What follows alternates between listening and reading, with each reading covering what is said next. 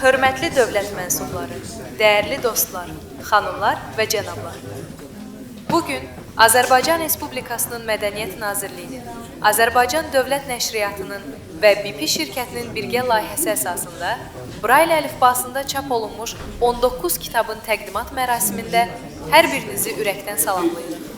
Layihə çərçivəsində Azərbaycan ədəbiyyatından İsa Muğanlı, Maqsud İbrahimbəyov, Mövlud Süleymanlı, Əli Kərim, Anar, Elçin, Yusif Səmədoğlu, Vaqif Səmədoğlu, Çingiz Hüseynov, Musa Yaqub, Sabir Əhmədli, Səfər Alşarlı, Salam Sarvan, Akşin Yenisey, dünya ədəbiyyatından Oscar Wilde, Henriks Heine, Kobe Abe, Səbahəddin Əli kimi qüdrətli qələm sahiblərinin kitabları Braille əlifbasında çap olundu. Eyni zamanda Azərbaycan nağılları kitabı işıq üzü görür.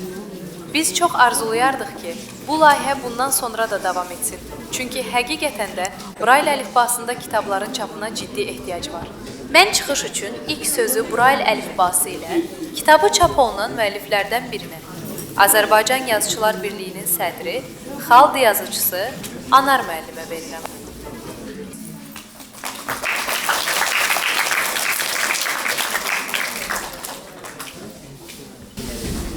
Hörmətli tədbir iştirakçıları, Molla Nəsrəddin deyir ki, cəmaat bilirsiniz nə var? Deyirlər, bilirik. Bilirsinizdən də məsələ deyil. Sonra söz verirlər, deyən söylərlər, deyir, cəmaat bilirsiniz nə var? Deyir, bilmirik. Deyir, bilmirsizdən məsələ deyil. Sonra üçüncü öyle gələndə deyir, yarımız bilir, yarımız. Deyir, onda bilənlər bilməyənlərə danışmış. İndi mən də bilənlərdən danışmışlar olsun. Kitabımı çap edəmsiz çox sağ olun, təşəkkür edirəm. Bəni bura dəvət edəmsiz, buna görə təşəkkür edirəm. Hamıza xoş günlər arzulayıram, hamıza gedirlər, sağlıqda arzulayıram, sağlamlığı arzulayıram. Ayrına deyəcəm, sağ olun çox.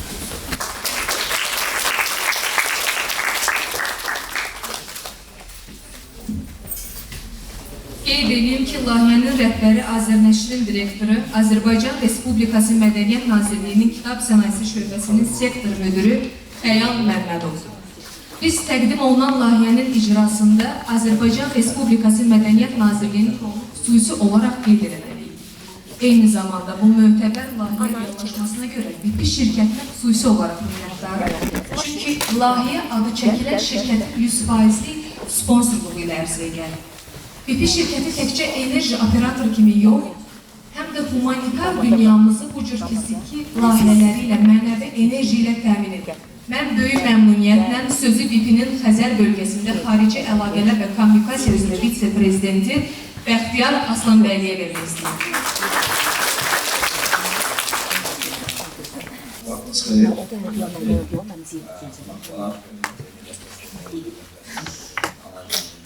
Hər birisi salamlayıram. Bizim böyük məmnuniyyətlə həyata keçirdiyimiz layihə həm birinin təqdimatına toplaşmışıq. BP şirkəti bilirsiniz Azərbaycanda Azərbaycan dövləti ölkənin iki ən mühüm strateji layihəsindən BP şirkətinə və biz bunun hər zaman həm qürurunu yaşamış, həm məsuliyyətini getmişik və bu məsuliyyəti dərk edərək çalışmışıq ki, ölkədəki iqtisadi fəaliyyətimizlə yanaşı, neftas sahəsindəki fəaliyyətimizlə yanaşı, eyni zamanda ölkənin sosial həyatında iştirak edək. Məsuliyyətli korporativ vətəndaş olaraq ölkənin həyatının sosial sahələrində də kiçik də olsa cəbəmizi verir. Və tələbələrimizə əsasən sosial layihələr çərçivəsində keçirməyə çalışırıq və sosial layihələrin əhəmiyyətli hissəsi təhsil layihələridir, ekologiya layihələridir, üzrə məşğulluq layihələridir. Xalqımızın zəngin mədəni içinin, tarixi irsimizin ölkə daxilində tədqiq və təbliğatı, ölkə kimliklarına kənarda təbliğatı ilə bağlı layihələrdir. Və bu layihələrin önəmli bir hissəsi də eyni zamanda inklüzivlik layihələridir. Və bu gün də məhz həmin layihələrdən birinin təqdimatına toplaşmışıq. Bizim görmə qabiliyyətli məhdud vətəndaşlarımız üçün ədəbiyyat nümunələrinin Braille əlifbası ilə nəşri həm Azərbaycan ədəbiyyatının, həm dünya ədəbiyyatının seçilmiş nümunələrdən dərcidir ki, vətəndaşlarımız və görmə qabiliyyətli zəif vətəndaşlarımız onlardan faydalanaraq ədəbiyyatımızın, həm milli ədəbiyyatımızın, həm dünya ədəbiyyatının o gözəl nümunələrindən zövq ala bilsinlər, onun ədəbiyyatın ruhunu hiss edə bilsinlər, özləri birbaşa həmin ədəbiyyat nümunələri ilə baş-başa qalıb, həmin o müsbət enerjini alıb, bu hissləri özləri birbaşa yaşaya bilsinlər. Və bu nöqtə nəzərdən mən layihəni həyata keçirən Azər Nəşrə və əziyyəti keçən hər kəsə öz təşəkkürümü bildirirəm. Ümid edirəm ki, bu layihə bizim 3 ilsəli olan layihələrimizin növbəti biri olacaq. Bundan sonra da yeni layihələrimizi keçiriləcək. Və bir neçə ay əvvəl biz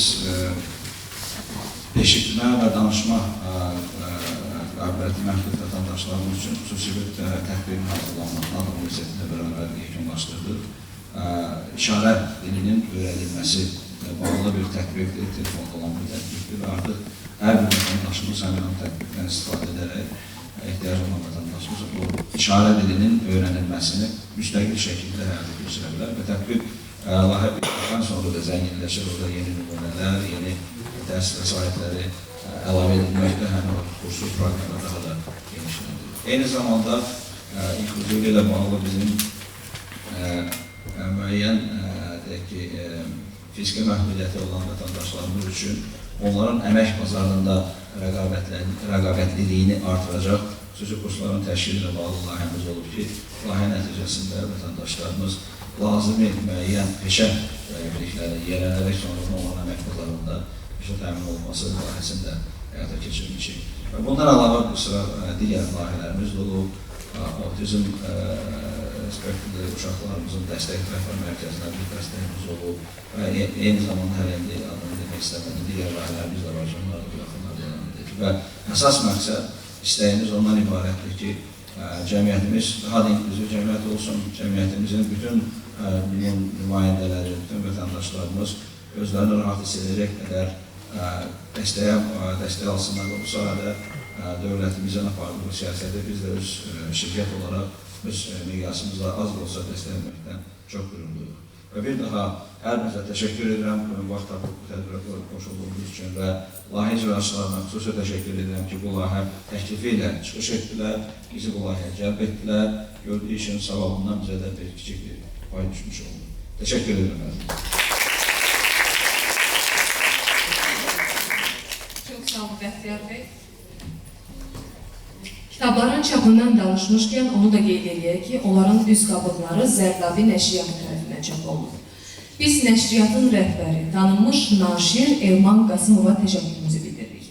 Amma kitabların içinin Braille əlifbası ilə hazırlanması ölkəmizdə bu təyinatda yeganə çap evi olan Braille nəşriyyatı tərəfindən həyata keçirilir. Növbəti çıxış üçün sözü Braille Nəşrləri İnformasiya Resurs Mərkəzinin direktoru, görkəmli naşir Mayız Muradova verilir.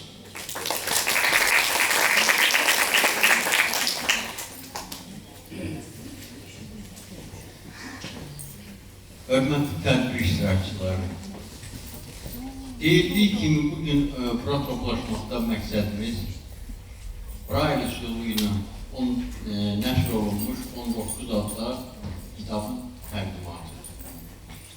Hər şeydən əvvəl onu qeyd eləməliyəm ki, əvvəllər biz Braille nəşrləri ilə deməli Azərbaycan klassik ədəbiyyatına bir sıra görkəmli nümayəndələrin əsərlərini, eyni zamanda müasir ədəbiyyatdan bəzi əsərləri Braille üsulu ilə çap eləyirdik. Amma sonradan bizdən asılı olmayan səbəblərə görə bu dayandı. Hazırda daha çox Təhsil Nazirliyinin sifarişlərini həyata keçirdirik. Lakin bugünkü gündə sevindirici haldır ki, məhz böyük şirkətinin maliyyə dəstəyi ilə Azər Nəşrinin hazırladığı bu layihə bizdə həyata keçirilir. Əvvəla onu deməliyəm ki, düzdür, bugünkü gündə görmə məhdudiyyəti olan insanların informasiya təminatı üçün daha çox audio kitabların nəşri, eyni zamanda süni intellektin köməyi ilə hazırlanan səsli proqramlar vasitəsilə bu müxtəlif ədəbiyyatların səsləndirilməsi həyata keçirilir. Lakin bu ümumiyyətlə insanlarda, yəni bu təbəqədən olan insanların həm nitq mədəniyyətinin, həm yazı mədəniyyətinin inkişafında təbii ki, rol oynamır. Ona görə də Braille üsulu ilə bu nəşrlərin həyata keçirilməsi, bu sahənin genişləndirilməsi çox vacibdir. Ümid edirəm ki, bundan sonra da, yəni bu sahədə təkcə özdə bədii nəşrlər yox, musiqi məktəbi fəaliyyət göstərir burada, bunu da bilirsiniz. Həmin məktəb içində o solfejo dərsliklərinin çap olunması, Braille üsulu ilə çap olunması olduqca mühüm məsələdir. Yəqin ki, bu cür layihələrin bundan sonra tez-tez həyata keçirilməsi olar və bu insanlar daha çox informasiyaya əlçatımlıq əldə edərlər. Eyni zamanda deməli, bu sahə ilə bağlı həm də onu deməyi vacib hesab edirəm ki, bəzən düşünürlər ki, elə audio kitab kifayət edir, amma elə deyil. Dünyanın bir çox ölkələrində, hətta ezamiyyətdə olduğum vaxtlarda, onlardan deməli, apardığımız müzakirələr bunu göstərir ki, bugünkü gündə Braille nəşrləri ilə bağlı müəyyən problemlər olur. Bizim özümüzdə isə bu cür iri tirajlar, əsərlərin müxtəlif növ kitabların çap olunması üçün günün tələblərinə cavab verən, daha iri həcmli avadanlıqlara kəskin ehtiyacımız var. Yəqin ki, iş adamları, donorlar yaxın vaxtlarda belə bir avadanlığın da bizə verilməsində iştirak edəyərlər. Ona görə də mən bir daha hamınıza minnətdarlığımı bildirir. Eyni zamanda gələcəkdə də bu cür layihələrin həyata keçirilməsinin təqdimatı iştirak etməyə arzusuyum. Sağ olun.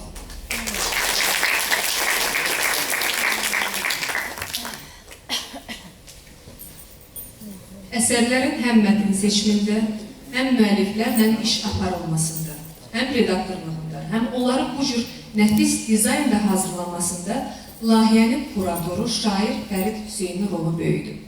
Eyni zamanda Fərid müəllim həm də bugünkü konsert proqramının ssenari müəllifidir.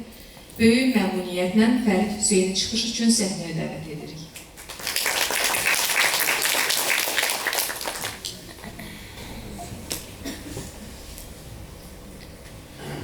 Hər kəsi salamlayıram. Bu evdə kitablara baxarkən layihənin başladığı müddəti göz önünə gətirirdim və 19 kitab necə oldu ki, bu müddətdə ərsəyə gəldi və bugün oxuculara təqdim olundu.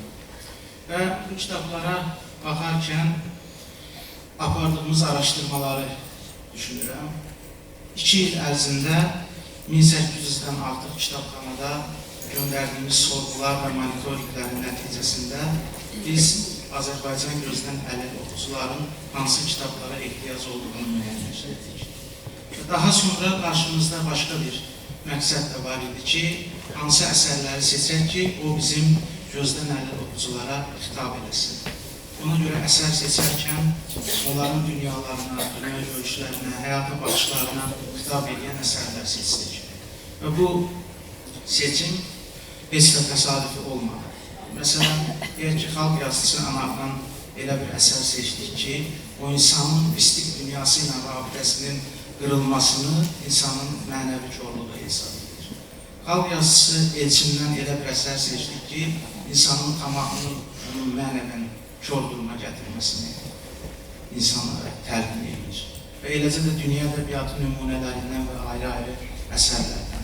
Və bundan sonra artıq bizim qarşımızda başqa bir məqsəd var idi. Bu məqsəd də ondan ibarət idi ki, topladığımız nəticələrlə Azərbaycanın hansı bölgəsində oxucular kitabxanalara üst tutur, amma orada Braille əlifbası ilə kitablar yoxdur. Onları da müəyyənləşdirdik və layihənin gəldik çıxdıq ən çətin məqamına, texniki hissəsinə. Və o texniki hissəni də həll eləmək çətin olmadı olmadı və məlum oldu ki, Azərbaycanda bu qırayla kitab nəşr eləmək bir nəşriyyatın işi deyil. Bir neçə nəşriyyat bu işdə öz gücünü birləşdirməlidir ki, ortaya belə bir nəticə çıxırsın. Nizami Sirlər Xəzinəsində deyir ki, bir işi başa gətirmək istəsə fələk, əvvəlcə 1000 oyun çıxarsın gerək. Xəzinə verəcəksə bir əkinçiyə, əvvəl o əkinçi gərək inciyə. Biz də bu xəzinəni həqiqətən əldə eləmək üçün çox əziyyət çəkdik və şükür ki, bugünkü bəhrəsi var. Amma deyim ki, bu proses bizə nələr öyrətdi. O da elə bilirəm ki, nəşriyyat həyatımız üçün, ədəbi həyatımız üçün o da çox vacib bir məqamdır. Bakının əvəzsiz incisi Qız Qalası haqqında belə bir əhvalat var. Əhvalatda nəql olur ki, Xəzər adında bir oğlan adada yaşayırdı. Hər dəfə üzə gəlirdi sahilə və öz sevdiyi qızı görürdü Qız Qalasının ətrafında. İllərlə gəlib öz sevdiyi qızı görürdü və illər keçəndən sonra günlərin birində yenə adada yaşadığı üçün üzə gəlir və üzə gələndə yolda hiss edir ki, daha əlləri əvvəlki qıbraqlığı ilə hərəkət edə bilmir, qolları əvvəlki kimi hərəkət edə bilmir. Deyir, görəsən mən niyə görə əvvəlki kimi hərəkət edə bilməm və ağlına gəlir ki, daha əvvəlki kimi sevmir. Çünki insan sevmədiyinin fərqində olanda yorulur. Və biz bu layihəni həqiqətən də sevə-sevə gördük və ona görə də yorulmadıq və yorulmamağımızın da əsas bariz səbəblərindən biri mövcud problemlərdir. Mövcud problemlərdən biri ki, biz bugün qırayla bağlı əsas problemi, yəni bədii ədəbiyyatla olan problemi həll elədik, amma musiqi ədəbiyyatı ilə bağlı Azərbaycanda qırayla əlifbası ilə bağlı görüləcək çox işlər var. Əvvəla görüləcək işlərdən biri budur ki, bizim çox gözəl musiqiçilərimiz var və bu musiqiçilərimiz bugün orta məktəbdə təhsil alırlar, sonra akademiya həyatına başlayırlar, amma qayıdıb artıq məktəbə müəllim kimi qaydanda görmə məhdudiyyətli insanın başqa bir görmə məhdudiyyətli insanı öyrətməsində problem yaranır və o dərsliklər yoxdur ki, onlar ondan istifadə eləsinlər. Başqa ikinci problem ondan ibarətdir ki, dünyada Braille-la çıxan musiqi əsərlərinin bəli bölgüləri, meyarları var. Bunlar da ondan ibarətdir ki, məsələn, Avropa alətlərini rahat şəkildə Braille əlifbasına keçirmək mümkündür. Amma Azərbaycan xalq çalğı alətlərini Braille əlifbasında onları nəşr eləmək, Braille əlifbasının meyarları ilə o aşağı misrab, yuxarı misrab məsələlərini keçirmək çətinlik yaradır. Və bunun üçün də artıq müəyyən dərsliklər formalaşdırılıb ki, o dərslikləri də biz nəşr eləməliyik ki, layihənin növbəti davamı kimi ki, o musiqiçilərimiz onlardan istifadə eləsinlər. Məktəbdə olarkən, bu konsept proqramını hazırlayarkən, həqiqətən də Azərbaycanın nə qədər böyük istedadlara sahib olduğunu gördüm mən. Və bu istedadlar, bugün biz onların səhnəsini burada izləyəcəyik, onların musiqi əsərlərini izləyəcəyik və izləməmişkən həmişə bizdə belə bir fikir yaranır ki, nə üçün görəsən onlar necə bu əsərləri öyrənirlər, necə ifa edirlər, necə peşəkarlaşırlar və dünyada Azərbaycanı görmə məhdudiyyətli musiqiçilər necə təmsil edirlər. Mən özüm üçün də bu sual qaranlıq idi və bu qaranlıq suala düşünərkən həmin günlərin birində Azərbaycanın dünyada tanıdan ifaçılardan biri İmanyar Sənovun müsahibəsinə baxırdı. Ona sual verdilər ki, siz necə olur ki, öz istedadınızı kəşf elədiniz? Anladınız ki, siz həqiqətən istedadlı adamsınız, istedadlı musiqiçisiniz. O çox unikal bir cavab verdi. Dedi ki, mən atam musiqi məktəbinə qoymuşdu, kamal sinifinə qoymuşdu. Mən balaca uşaq idim, gedirdim. Gördüm ki, müəllim hansı simləri tutmağı, hansı simləri bıraxmağı, notlar arasındakı məsafəni başqa uşaqlara da başa salırdı, mənə də başa salırdı və mən birdən fərqinə vardım ki, başqalarının çətinliklə elədiyi şeylər mənə çox asan başa gəlir. Çünki ona görə ona asan başa gəlir ki, istedadlı insandır. İstedadlı insan hər biri öz sahəsində onun ustadlığı, onun gəlib hansısa mərtəbəyə çatması onun üçün asan başa gəlir. Və bugün onların ifaslarında, onların çalğılarında həqiqətən də siz onu görəcəksiniz və bu baxımdan da onlara dəstək olmağa elə bilirəm ki, ehtiyac var. Mövlanə Cəlaləddin Rumi Məsnəvinin 1-ci dəftərində Allahla bağlı bir şey yazır. Deyir, Allah çox qulaqları gözə çevirdi. Nə deməkdir bu? Yəni, biz hansısa hikmətləri anladıqca, bizim o hikmətləri dərk edəndən sonra gözlərimiz açılır. Və bugün bu layihə ki, onlar oxuyacaqlar, əlləri ilə hiss edəcəklər, qulaqları ilə o kitablardan istifadə edəcəklər, eşidəcəklər və Mövlanənin təbiricə desək, onların əlləri, toxunuşları, barmaqları və qulaqları onların gözlərini çevirəcək və onların dünyasını aydınladıb, işıqlandıracaq. Və bu işıqlı dünyanı onlara bəxş elədiyinə görə Azərnəşrə də, BP-yə də təşəkkür edirik ki, nə yaxşı belə bir layihə var və nə yaxşı ki, biz onların yanında olduq. Necə ki, siz bugün bu məktəbə təşrif gətirdiniz. Sağ olun.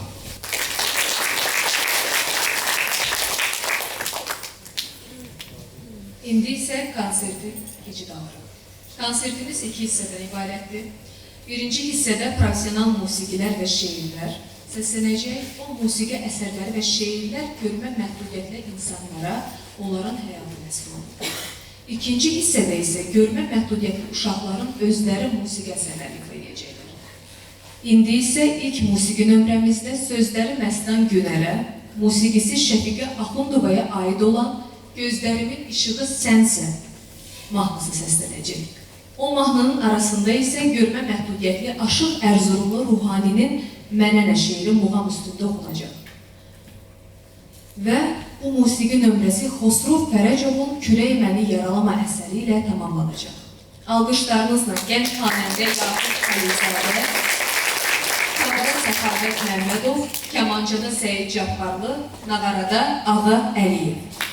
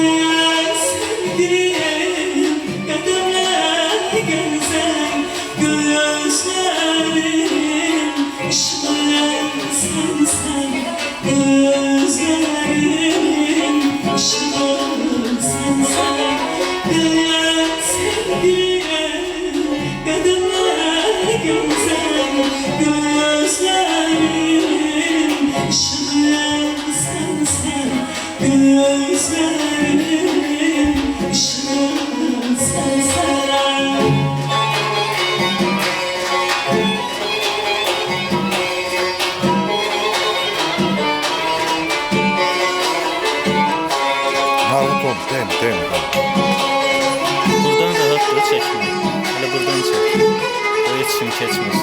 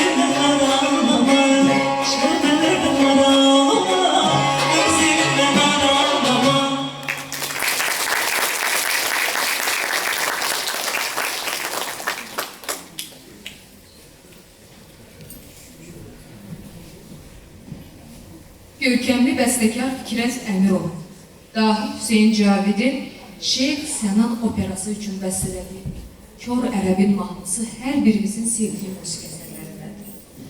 Həmin əsəri ifa etmək üçün səhnəyə Azərbaycan Opera və Balet Teatrının solisti, sevilən xanəndə Mütəllim Dəmirov dəvət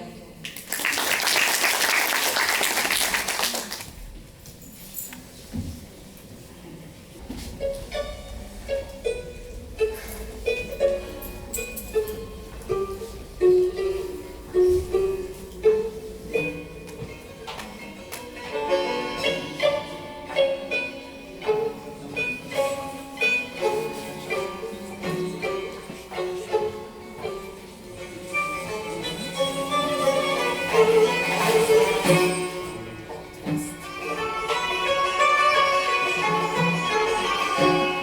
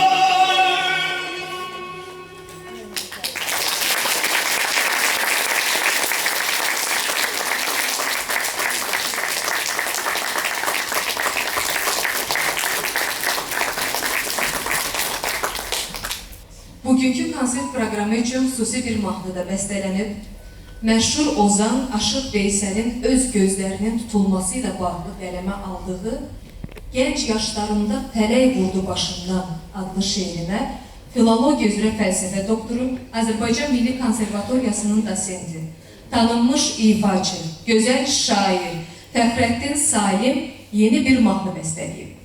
Alqışlarınızla həmin bəstəni ifa etmək üçün Fəxrəddin müəllim səhnəyə buyursun.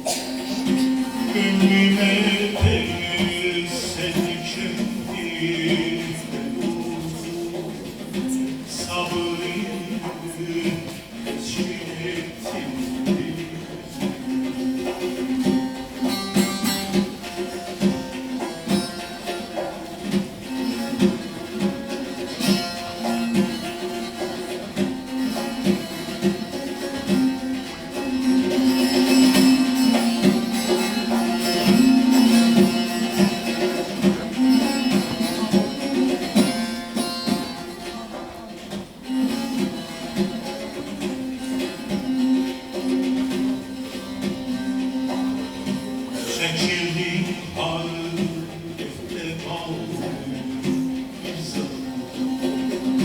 Nice kimseler etti 15 yaşına varınca yavaş yavaş güzel etti bir zaman. 15 yaşına varınca yavaş yavaş güzel etti bir zaman. Ve sen de dünyaya benliğin geldi. Her zaman oldum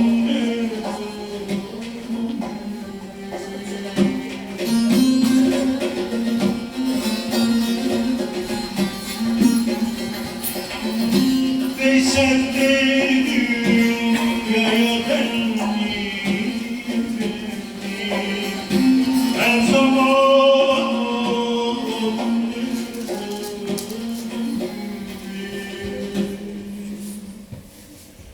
gönlüme seni kendime buldum. Sabır ile teskin ettim. Gönlüme seni kendime buldum. Sabır ile teskin ettim. Sabır ile teskin ettim. Yavaş yavaş devlettim sabrı.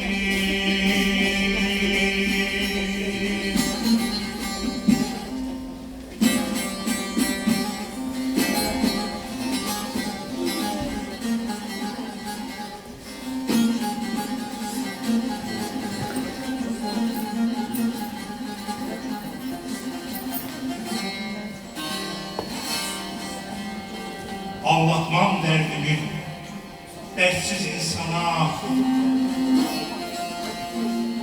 Dert çekmeyen dert kıymetini bilemez. Derdim bana dermanmış. Hiçbir zaman gül dikemez.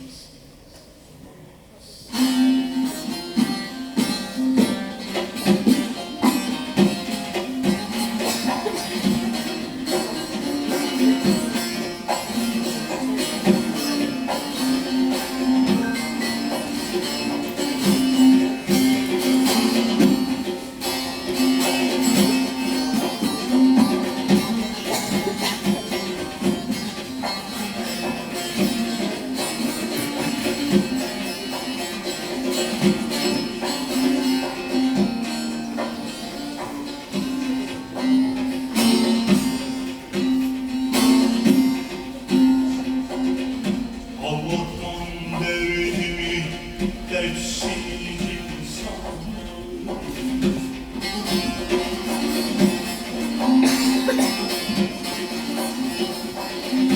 Dert çekmeye dert kıymetini bilemez.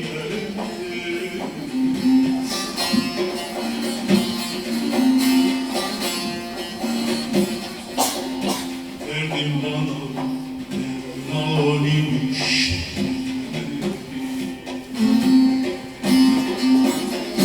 Hiçbir zaman gülmeyecek sensiz olamaz.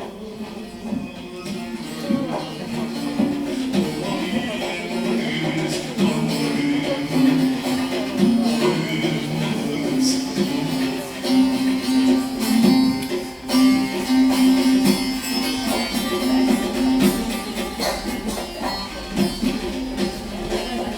Gülü yetiştirir dikenli çalı. Arı her çiçekten alıyor balı. İnsan sabır ile bulur kemali. Sabretmeyen mahzun olamaz.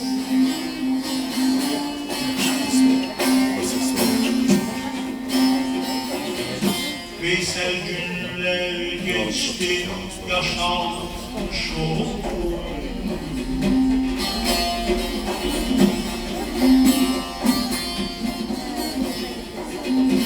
Sarardı yaprağın gülleri soldu.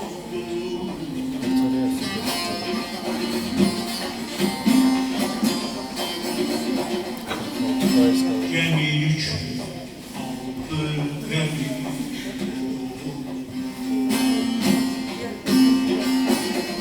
Harekete kimse mani Bunlar da geldi. Haberim var.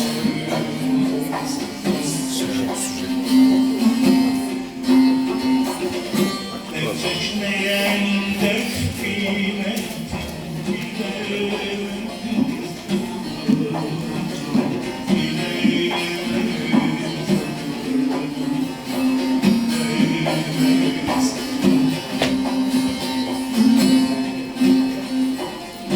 hiçbir zaman gül dikensiz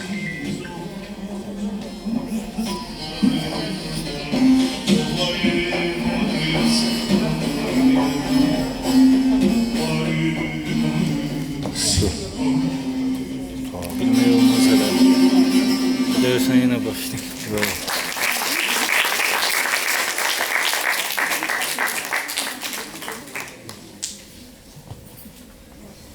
İndi isə meydan poeziyanı. Bakı Belediye Tiyatrosunun tanınmış aktrisası Zülfiye Qurbanovanın ifasında Sevgi Nara Çatov'un Kör Kız şiirini dinleyeceksiniz. Alkışlarınızla.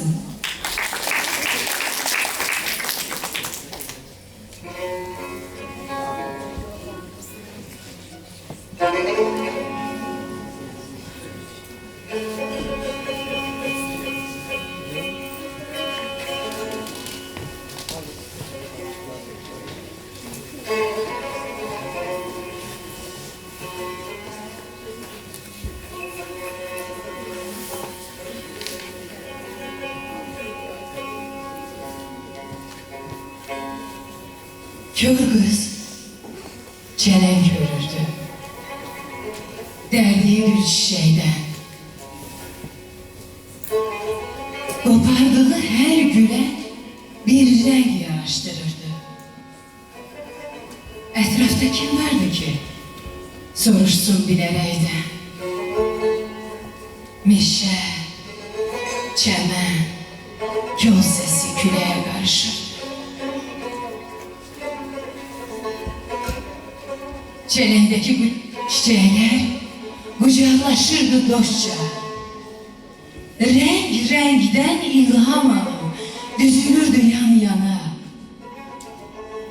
Hansı hissi koymurdu bu kızı yanılmağa? Doğru rengi tapmağı kim öğretmişti ona?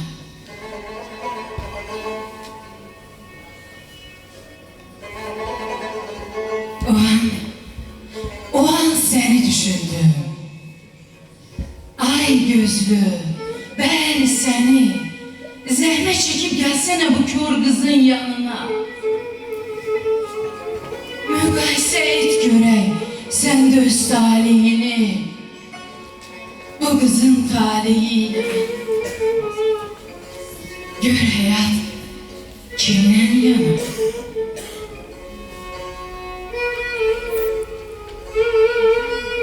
Sen de bu yolda ne kadar günlere gelmişsen rast. Olup sevip seçtiğin kopardığın çiçeği de. Ama kavuşabilmez senin elinle hiç var. Belki gül bile ona benzer. Çeleğine.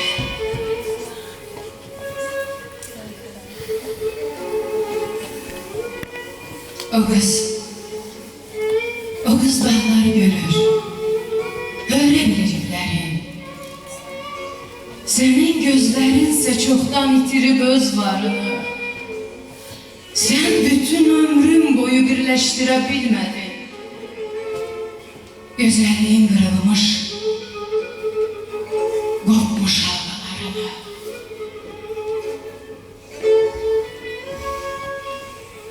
Dayan, dayan.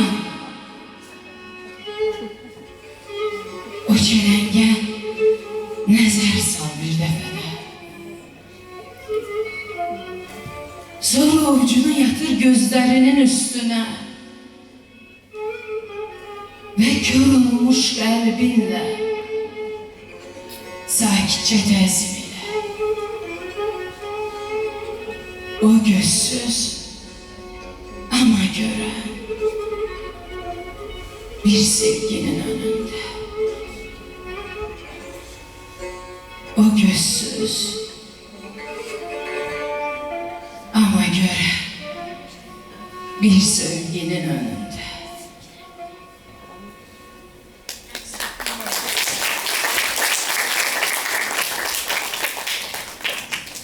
Konsertin ikinci hissəsindən keçid alırıq. Gözdən əlit uşaqlar üçün 38 nömrəli 11 illik musiqi məktəbinin şagirdləri səhnəyə buyuracaqlar. Uşaqların musiqi nömrələrinin hazırlanmasında həmin məktəbin direktoru, tanınmış musiqiçi Əsad Əliyev, eyni zamanda bugün qonağı olduğumuz məktəbin sağlamlıq imkanları məhdud uşaqlar üçün 5 nömrəli Respublika Xüsusi İnternat Məktəbinin direktoru İradə Vəzirovaya təşəkkür edirik. İndi isə musiqi məktəbinin xor kollektivini çıxış üçün səhnəyə dəvət edirəm. Onlar Nazim Əliberdibəyovun Ay Xəzər mahnısını icra edəcəklər.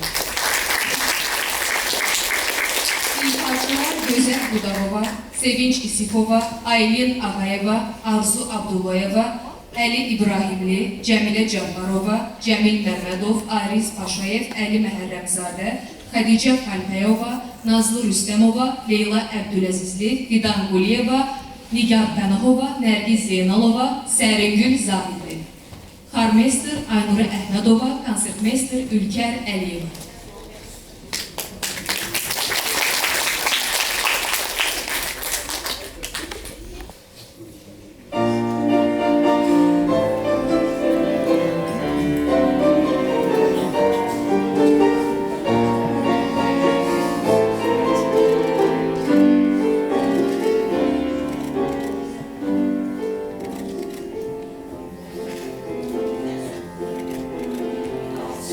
Sənə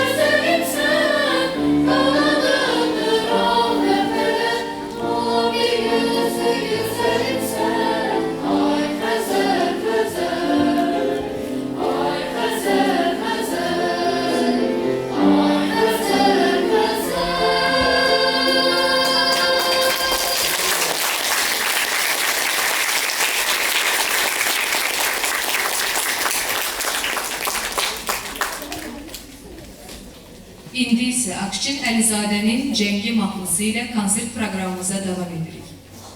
Qarmon qrupunun ifasını dinləyəcəksiniz. İfaçılar Fidan Quliyeva, Abbas Əhmədov, müəllimi Vüsal Qəhrəmanov, konsertmeyster Ülker Əliyeva. Alqışlarınızla.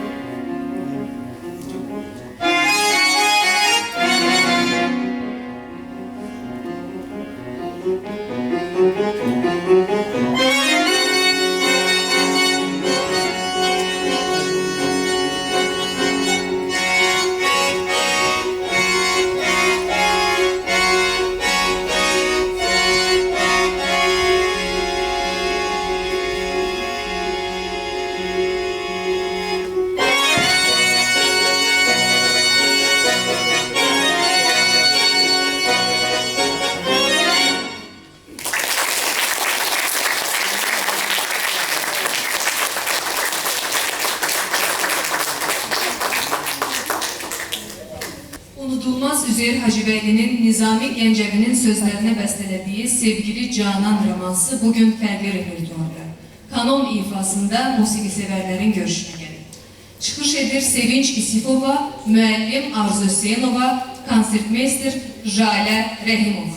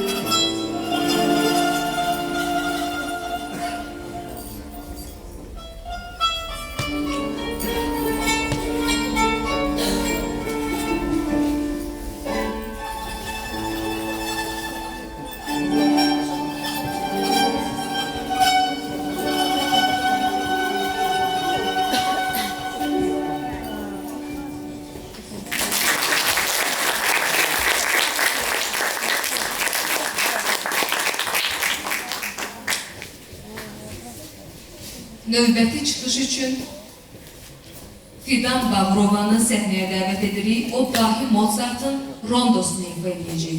Müəllimi Nigar Süleymanova.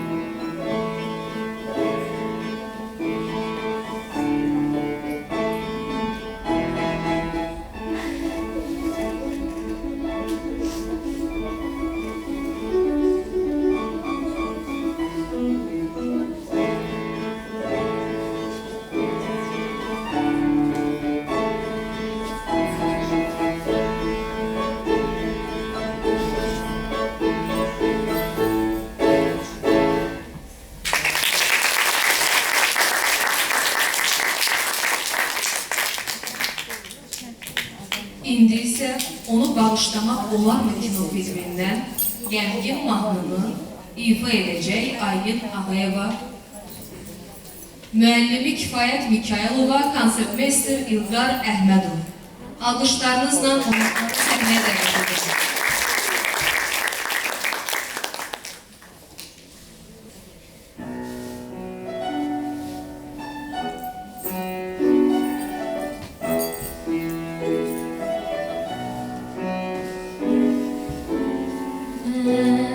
Çok gün görmedim iki dünyada.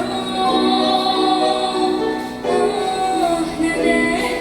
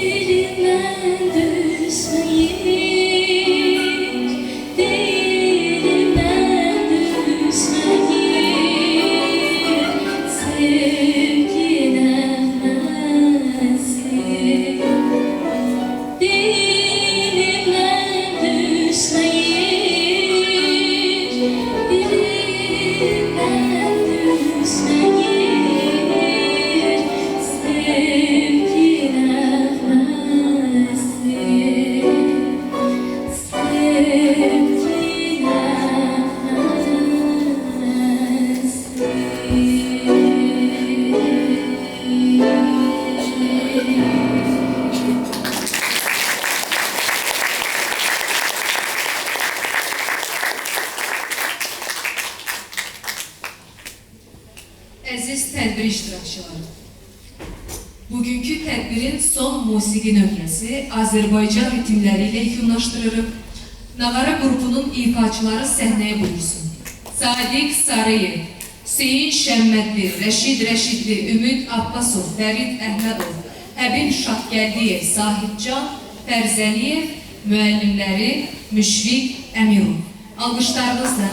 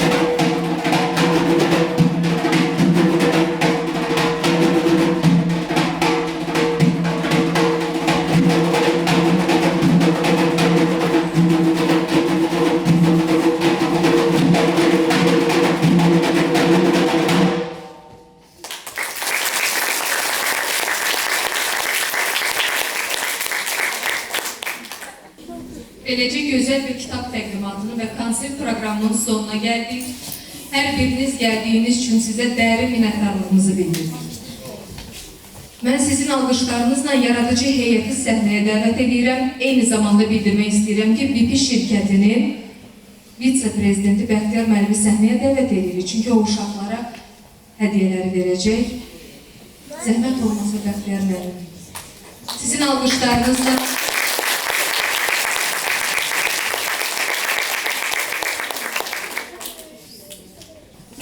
gəldiyiniz üçün hər birimizə dərin təşəkkürümüzü bildiririk.